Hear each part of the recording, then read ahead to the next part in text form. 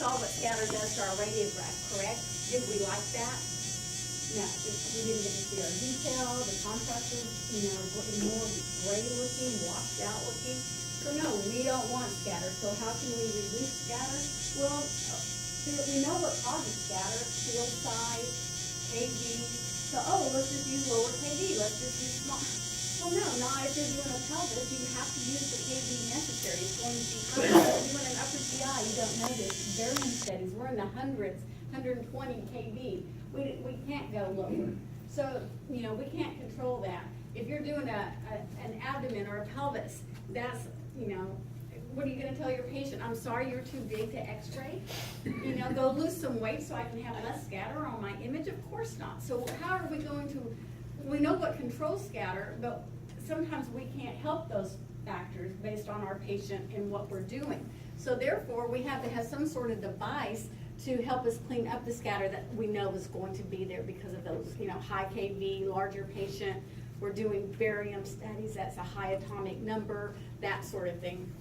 And so the grid is a device that has the lead strips in it. Now these look like they're very, very far apart, which on this illustration they are, but they're actually packed very close together. And so you have these grid strips with the interspace material. And so what we want, the image forming x-rays are the ones that are not scattered. They're either absorbed in the body or they go on through.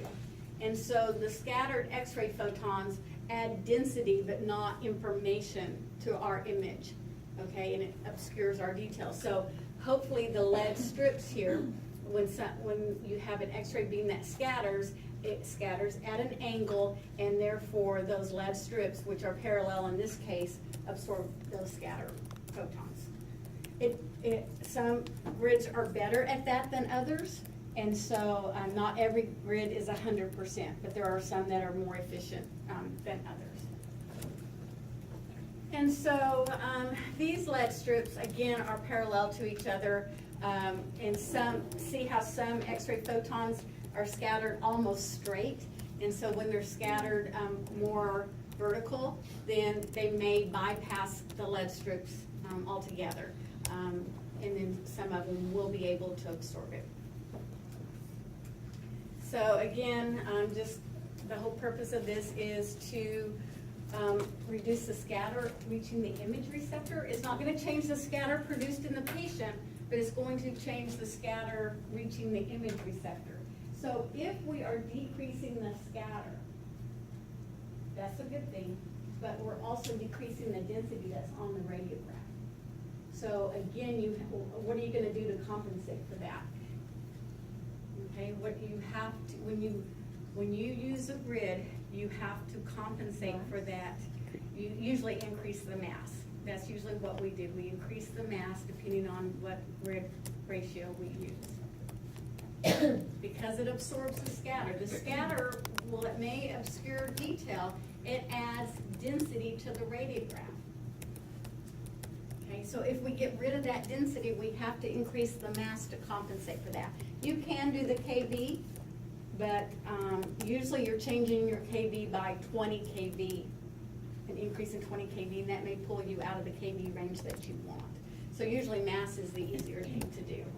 So with the grid, contrast is increased and detail is more visible just because we got rid of the scatter.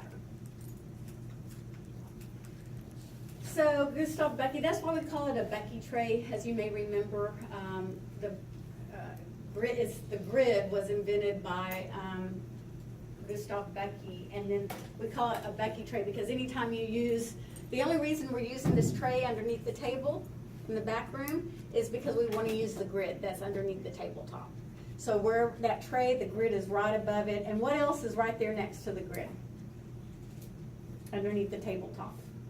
So when you go into the rooms, look up, open the tray and look up underneath there, and you can pull it out in here. You can pull the grid out in this room and not use it, which is a wonderful, gosh, I've never worked with a table where you could pull the under table grid out. It's awesome. And St. Jude has that, and they can't pull their grid out, just so you know. Just so you know, some of the hospitals don't have nice equipment. I can only say that for so much longer. until they get their new equipment. Okay, so what is next to the grid underneath the tabletop? We've already studied it. The AEC The cells? AEC, thank you. The AEC is up under there too. So you have the AEC and the grid. So anytime you use that tray, we call it the Becky tray, anytime you use that tray, you may be utilizing, well, the grid for sure, and maybe the AEC device, but it's under there too. So, absorbs 80 to 90%. Again, not 100%, but almost. And then, as I said, KV you can do, but it's not recommended. We typically increase the mass. And how much are we supposed to do with, how much are we supposed to increase the mass? So we'll talk about that in a second. When to use a grid, when not to use a grid.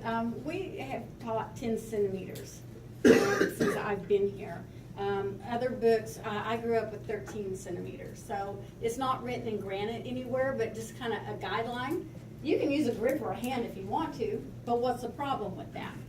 Do you get a lot of scatter from a hand? No. No. Do you have a big radiation field? No. No. Are you using high KV? No. So you don't need to, you can, but you're just giving the patient, you have to increase your mass, so you're just giving your patient too much exposure. So when do you use a grid, when do you not?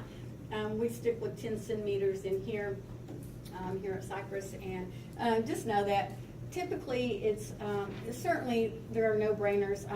I grew up with a chest x-ray, no grid. All our chest x-rays were no grids. And then I remember everyone, I don't know why, we switched, but we did. And so it really changed what technique we were going to use. We did chest x-rays at 70, 80 kV. Now we're at 110 kV for a chest because we're using a grid. But abdomen, pelvis, hips, you know, definitely we're always going to use a grid. That's a no-brainer. Is, you know, body part, like a knee, do you use a grid or not? Do you know, it depends on the size of the knee. That's usually where it changes up, knee and shoulder. So no grid until you get to the shoulder, and then you may use the grid or not. So that's kind of your call. Well, let me tell you, knee x-rays are beautiful. Everything's beautiful with a grid because it cleans up the scatter. And it just gives you a beautiful contrast, and it looks great. So I tend to always use a grid with the knee. But if the patient's real small, you may not need that. So that's usually your call, whatever you decide with that. You can angle along the grid lines. The grid lines run the length of the image receptor. They run the length.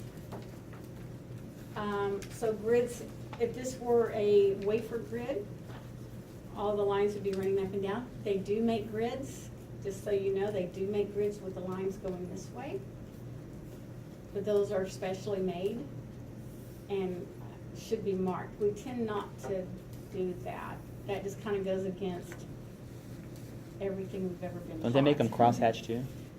Crosshatch, I would say, you could order one like that. Okay. You know, the grid company, you know, could make you one, but you probably wouldn't want a crosshatch because it absorbs too much. You really have to do a lot to go up in your mass to compensate for that. And chances of grid cutoff are greatly increased. So you can angle along the length. So that's why you can angle to the head and to the feet on the table. You cannot angle across from side to side. Okay, just along the length. Okay, so once you do that, your grid lines are going to absorb your primary beam, and that is not what we want. We want grids to absorb scatter, not the primary beam. Okay, so anytime your tube is canted, now typically you're not going to have problems utilizing your grids when you're in your room. Everything's pretty level. It's when you get outside of your room and you're doing a portable, you put a grid behind a patient in a bed, you think it's flat. You know, it could be angled a little bit in one way or the other, and so it's usually that you have to worry about grid cutoff like this when you're outside of your room doing portables or in surgery. So let's take a break here. Let's take a break, and what I want you to do is turn